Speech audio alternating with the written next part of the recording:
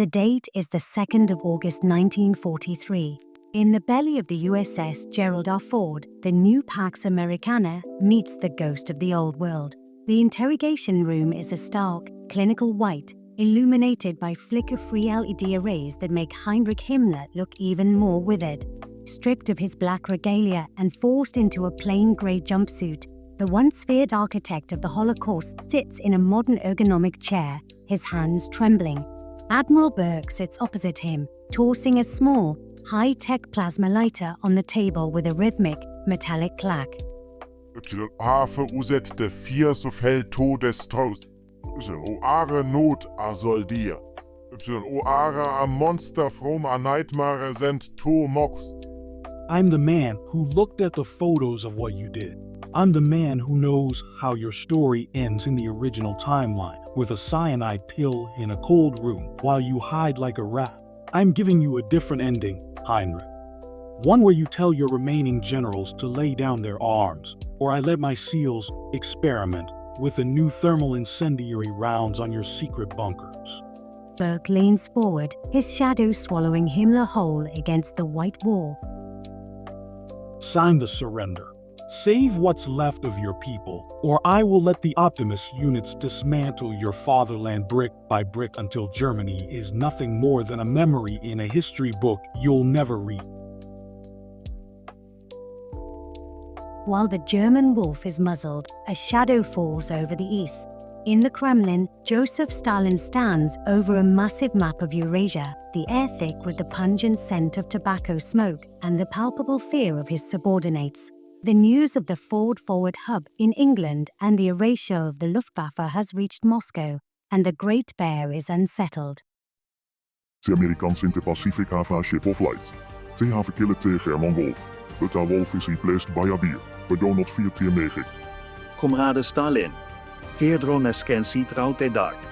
They have eyes in the stars.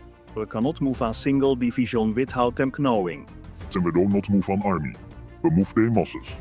We move into Iran, into the oil fields. We move into the East. Let this Burke try to stop a million men at once.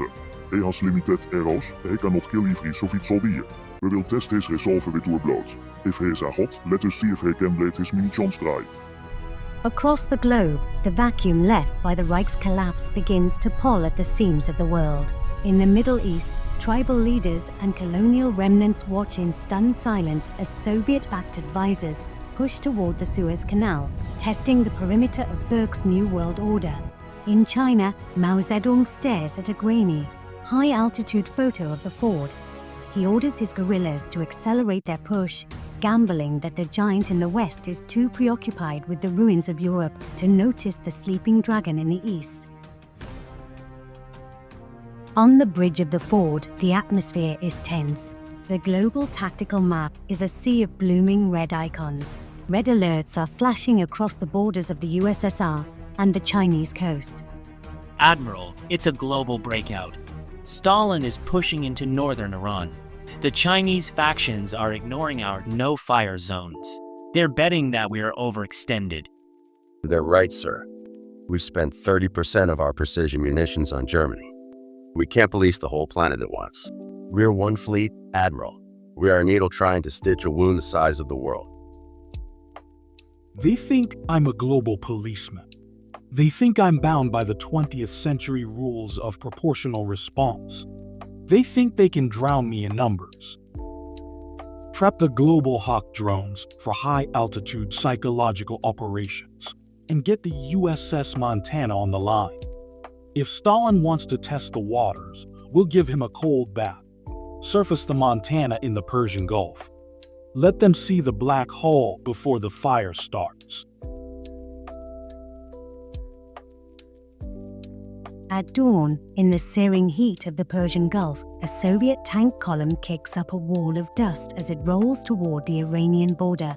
Suddenly, the world splits open. A perfectly straight line of sand 500 yards in front of the lead tank explodes. It isn't a bomb or a missile. It is a railgun shot from a Burke-class destroyer, miles over the horizon. From the empty sky, thousands of digital leaflets flutter down. These are not paper, they are thin, glowing strips of smart film that play a high-definition loop of the Akogi exploding at midway. To the Soviet High Command, you are entering a zone under the protection of the new Pax Americana. Your tanks are currently being tracked by 16 separate weapon systems. You have 60 seconds to turn your engines off, or you will become the next chapter in the history of vanished empires. The lead Soviet tank grinds to a halt. The hatch swings open. The commander climbs out, looking at the glowing, flickering film in his hand, then up at the silent, predatory blue sky. The bear has met the ghost.